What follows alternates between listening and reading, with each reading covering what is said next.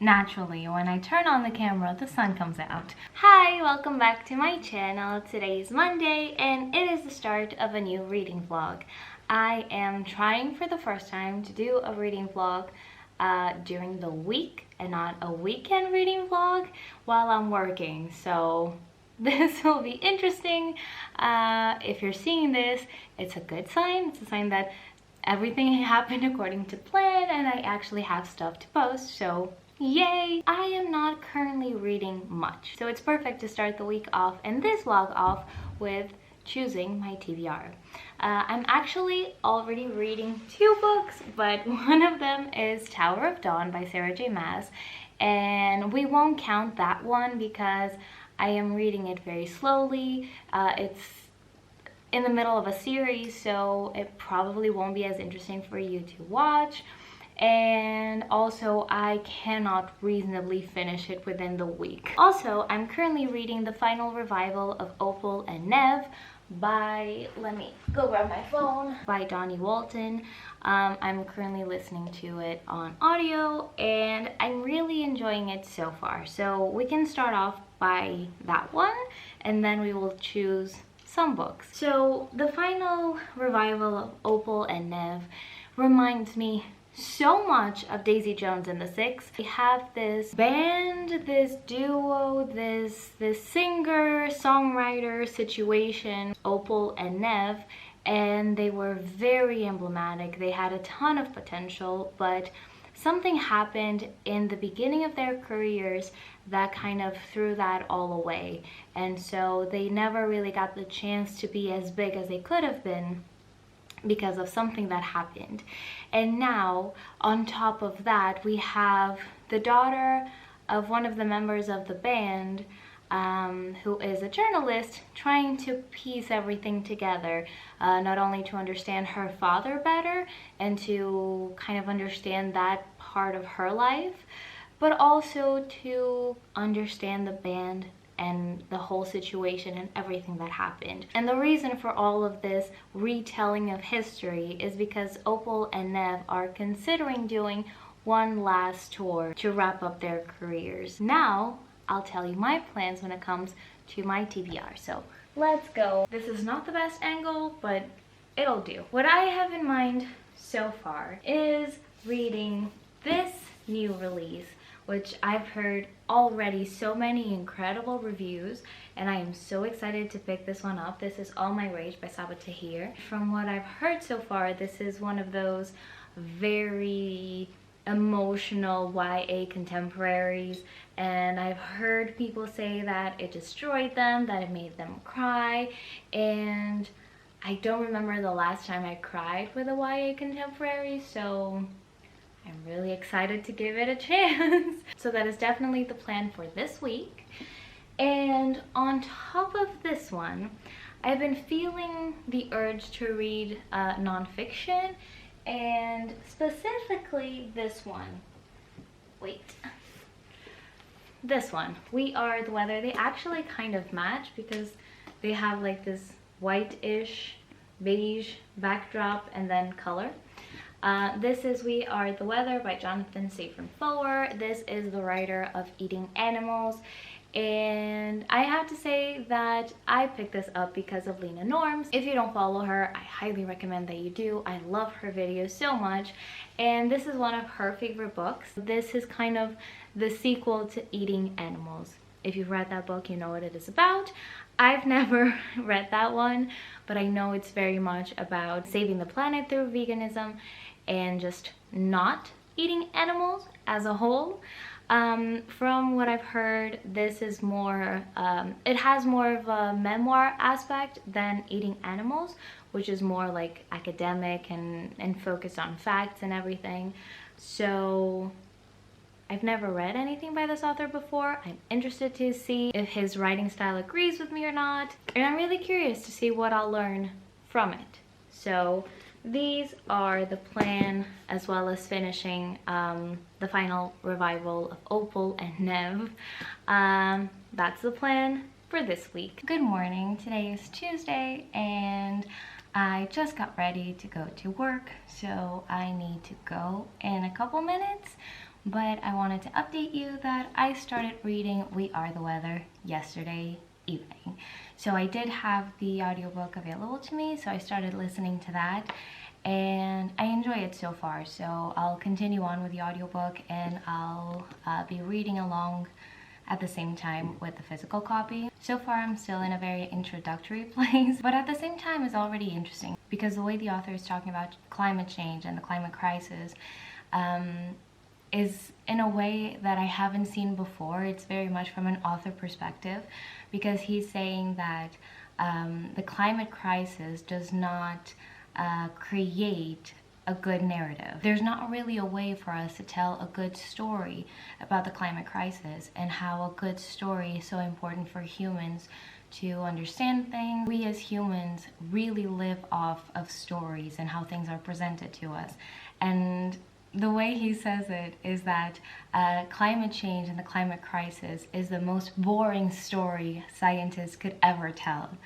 And in a way, it is due to the fact that even though we see changes happening in the present day, the real changes will be felt by our descendants 50 years along the way, 100 years along the way. So right now it feels like, even though we are being warned that we don't have any more time to change things, any more time to be proactive about this, we don't feel it yet. So there's not an impending doom on top of our heads to really make a change, and so we don't. Also, something very important that obviously can be related to climate change, but it can be related to so many other aspects of life, racism for instance, and it is the collective action occurs because the structure encourages it. And in here it's talking specifically about for example, the difference between Thanksgiving, which is an American national holiday, and for instance, voting day. So here in Portugal, whenever we have a voting day, it always happens on a Sunday. And that way we make sure that everybody, or most everybody, is available to go and vote. It's already the weekend, so most people are available. It won't, once again, for the most part, interfere with people's jobs, their ability to go and vote.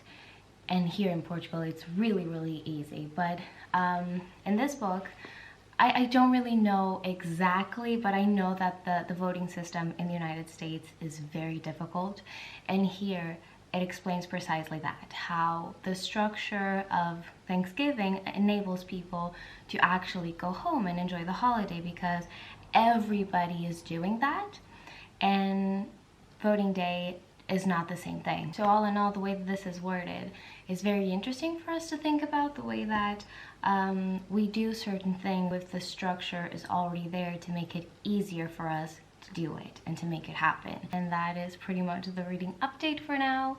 Now I am going to go to work. At the end of the day, I need to go return a package, so I'll swing by there before I finally return home and get back to reading. Still not sure what my hair is doing, but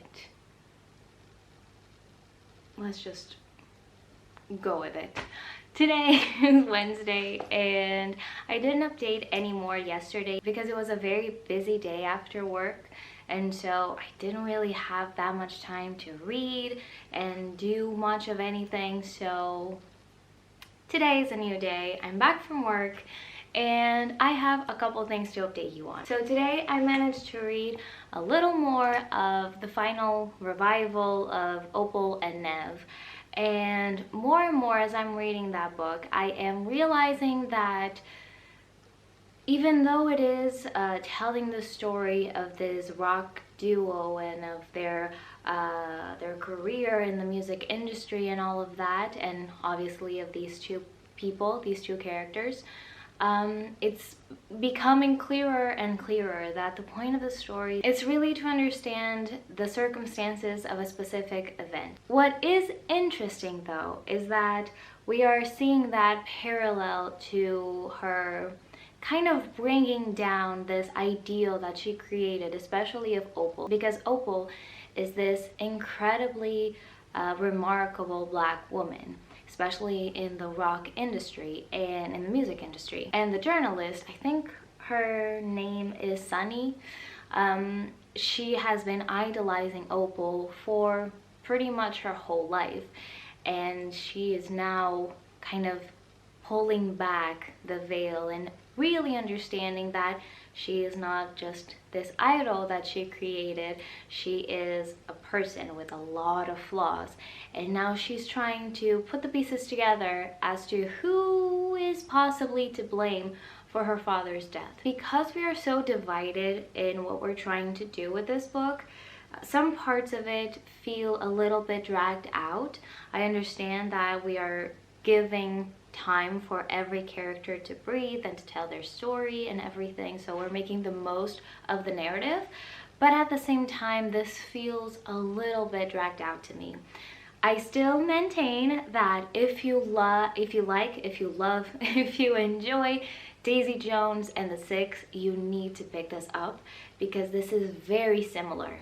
I can definitely recommend the audiobook as well. It's a very enjoyable reading experience, and that's my take on that. I'm hoping to finish it today. And now we have an unboxing because I got some pre-orders in the mail, which I'm really excited to see and to show you as well. So first of all, we have this one. This is An Arrow to the Moon. This is so pretty. Like, this cover is so stunning, by Emily X.R. Pan. This is the author of The Astonishing Color of After, which I've never read, but it is on my TBR, and this is her newest release. I've heard this compared to the movie Romeo plus Juliet, which all the vibes. I enjoyed that one so much, and having that comparison to this makes me really excited to pick this up. I know that this is somewhat inspired by what? By fairy tales. I don't know exactly which ones. The other one is Blood to Poison by Mary Watson. Also love this cover. It's so stunning, and I have to be honest, I forget what this is about. I know it has some magical elements as well. I'm really excited to see where this is going. I'm really excited to read from this author because she is new to me. I've never read anything by them before. That is the update for now. Oh, just one tiny little thing that I'm just remembering. Do you know what book I've been picking up right before bed just because I like to be contrary? Tower of Dawn. Tell me why I am picking up Tower of Dawn during a week-long reading vlog. I will not finish this within the week, but it is what it is. I've been in the mood to pick this up, and I will not deny myself that pleasure. And what do you know? It's Friday. Yesterday I did not update the vlog because I was very tired and I didn't end up reading anything, so it was just a no reading day for me. But I finished on Wednesday the final revival of Opalnev, so let's talk about that one. I think I mentioned before that I felt that some parts in the book felt a little dragged out, and that still remains my opinion. As a whole, I enjoyed this book. I think it was a very interesting character exploration, though it didn't delve as deep as I may want to see. But still, I think it was very enjoyable. I think a lot of people will enjoy this book. The ending felt a little lackluster to me. I was expecting not there to be this huge revelation or this huge consequence or something like that, but I was expecting the ending to be more impactful, and it felt almost like a fade out. I was left missing something more. I can't exactly explain it. All in all, a really enjoyable read. It's not a new favorite. It's not something extraordinary, at least to me. It wasn't a very impactful story to me, but I really enjoyed my time while reading it. That was the first and only book so far that I finished this week, but I'm still reading this one. This is We Are the Weather, and I am listening to the audiobook as I read along with the book. So I am expecting, the chapters are very quick, very short. So I'm expecting that this will go by very quickly as well. I listen usually at 2x speed, so I think I have about 2 hours left of the audiobook. So that's not even a whole afternoon. So I'm definitely getting to the end of this very soon. If not today, definitely tomorrow. And then hopefully get to All My Rage by Sabbath Tahir. I haven't talked to you yet today. Today is Saturday. I'm sorry, I'm a bit slow today. It's now almost 8 p.m., so almost dinner time. But I just finished We Are the Weather by Jonathan Safran Foer, so let's talk about it. I really enjoyed this one. It was not exactly what I was expecting it to be, and at the same time very much what I was expecting it to be. So this book is divided into 4 parts, if I'm not mistaken. It's divided into 5 parts, but it feels almost like we have 2 books here. On the one hand, it's almost like a memoir of him coming to terms with his grandma's passing away and her life, and her legacy, and what it meant for him to have her as a grandmother and a figure in his life, and all the heritage that comes with it, because his grandmother was a Holocaust survivor. So this book goes a little bit into that, because it's kind of comparing that whole moment in time where people just couldn't believe the atrocities that were taking place, and because they couldn't believe it, they didn't act on that information, even though that information was available.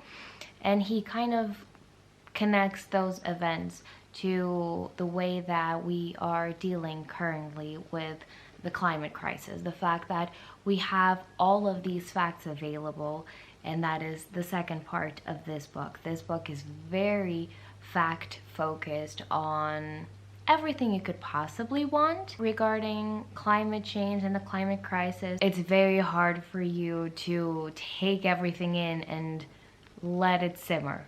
Like, you read it, it's almost like reading a textbook. It's list after list after list of things. I would say that that part of the book is very valuable, but it is something that I will have to come back to time and time again to fully let that information sink in. I think I mentioned this before, that he talks in the beginning that the climate crisis is not a good story, it's not a compelling narrative, so it's very hard for scientists to make us care, and especially us presently, because, and generally speaking, people who live in Europe and North America are very privileged, so we don't really get the full effects already happening. We don't even get that. So even though we are the ones who do the most damage, we are definitely not the ones who feel it the most. We don't really feel them yet. This was written pre-pandemic, and there are certain things that he mentions here that you can tell that it was written pre-pandemic. Ooh, but the facts were so right that it was painful to read. Like, hindsight is a bitch. And reading this book or listening to this book while being in 2022, interesting.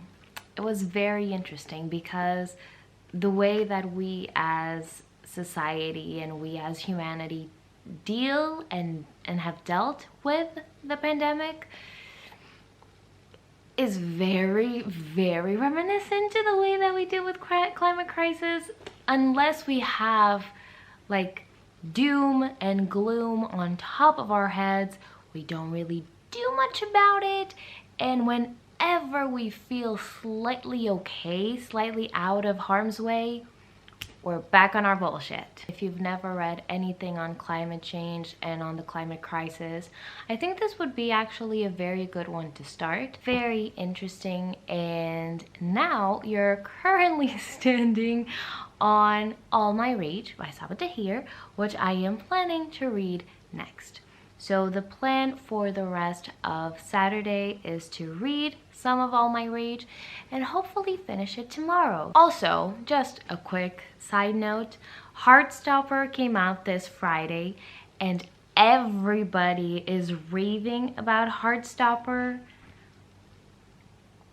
And I am so happy.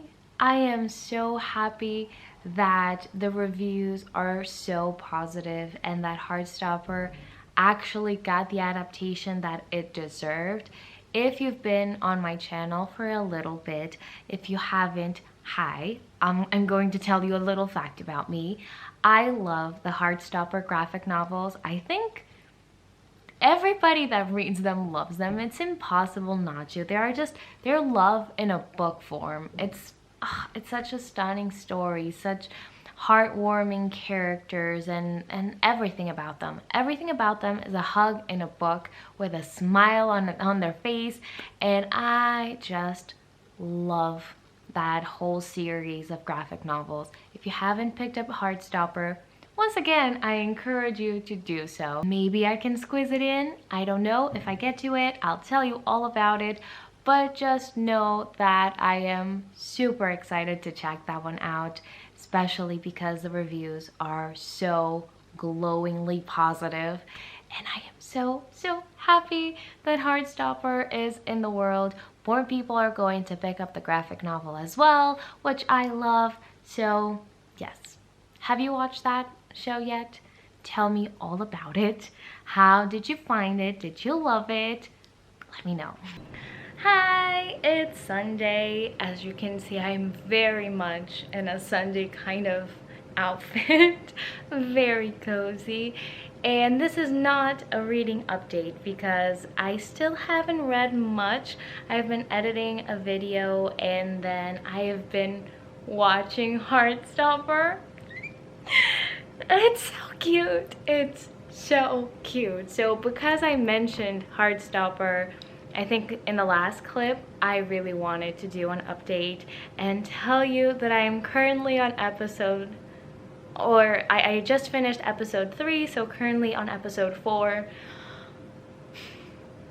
It's so adorable. It's exactly the same vibes as the graphic novel. It just feels so realistic. I've heard this mentioned before online, that this is the most realistic teenage show ever, and I have to agree. You definitely can tell the difference that these actors are the age that they're playing, and you can see that there's this awkwardness in their interactions and how everybody acts around each other. Like, they are somewhat comfortable, but there's an awkwardness there due to their age. And it just makes so much sense. And one thing that I was thinking was that, aren't these characters meant to be the same age as the ones in Euphoria? Oh my god. Because I think they are. These are supposed to be high school students. Same as with Euphoria. But we have completely different realities. I have to say that the Heartstopper reality is much closer to my own experience when I was a teenager. The soundtrack is on point, perfectly chosen for the vibes of the show. And already, even though I'm only on episode 4, already I want them to have like confirmation for season 2, because we need more of this. Like, incredible representation, happy vibes all around. This is such a hopeful show. Oh, I'm happy. So today is actually Monday, but it's a bank holiday here in Portugal. So I'm just going to include this day in the weekly reading vlog because I need today to finish this book. So I'm currently on page 223 of All My Rage. And I knew this book is going to be heavy, but it is. indeed heavy. Last night I got to, I think, a third of the way through this book, and I'm definitely going to finish it today because this reads very, very quickly. Here we follow three main characters, but we have two different timelines. So present day, we have our two main characters, Sal and Nor. I think that's how you say her name. And they are going through some very difficult situations in their life. So this book is divided in 6 parts, if I'm not mistaken. And immediately part 1, you see that you get into the story already knowing that we're not starting off in a good place. You see that there's some trouble already brewing, and immediately you know that these two characters were friends, but something happened between them that they had a fight over, and things are not okay for them. And from then on, it gets more and more difficult for them. I had never read anything from Sabaa Tahir before, and I am loving the way that she writes. So I can definitely see myself picking other books of hers in the future. I forgot to mention, but our other main character is Misbah, who is Sal's mother. But we see from her perspective in her younger years. It's impossible for you to read these characters and to know their stories and not want them to be okay, that I'm having a very hard time reading through their difficult situations. And I don't know how this will end on a happier note, so that is taking a little bit of me, but I'll continue on, and because I don't have that much to go, I will update you once I finish it. I turned on the lights to give it a little bit of an ambiance because it is indeed, I think, 9 o'clock, 9 p.m. Yeah, 9:15. And I finished All My Rage by Sabaa Tahir, and I loved it. I knew I was going to enjoy it, and I'm so happy that I was right. I really, really enjoyed this. I mentioned before, this is very heavy, especially on the grief and a lot of rage, but it feels the most human story to be told because everything these characters go through is so infuriating. But through everything, there's always hope, and they find a way to move through life. This managed to end on a very hopeful note, and the only thing I have to say is that the last 20 pages, it's not that they needed to be a little bit longer. Maybe we needed to have a better sense of the time that was passing. I loved Noor's perspective and how she overcame her rage and her anger, how both of them got help and the help that they needed. This was incredible. I think I'm so impressed with Sabaa Tahir that she went there. Highly recommend it. I mentioned before the trigger warnings. Definitely check for those, because it's not that this book is super graphic, because it's not. I think it's very respectful in the way that it explores the themes, but some people may not be ready to explore them, so definitely check for trigger warnings before you pick up this book. But I loved it. I think it was incredibly well done. Sabaa Tahir is definitely, she was previously on my to be read list of authors to check out. She is cemented there. I need to read the An Ember in the Ashes series because I loved the way that this book was written, so I need to check out her other works, and I'm a fan. I'm definitely a fan now. That's it for this video. I hope you enjoyed it, and I'll see you next time. Bye!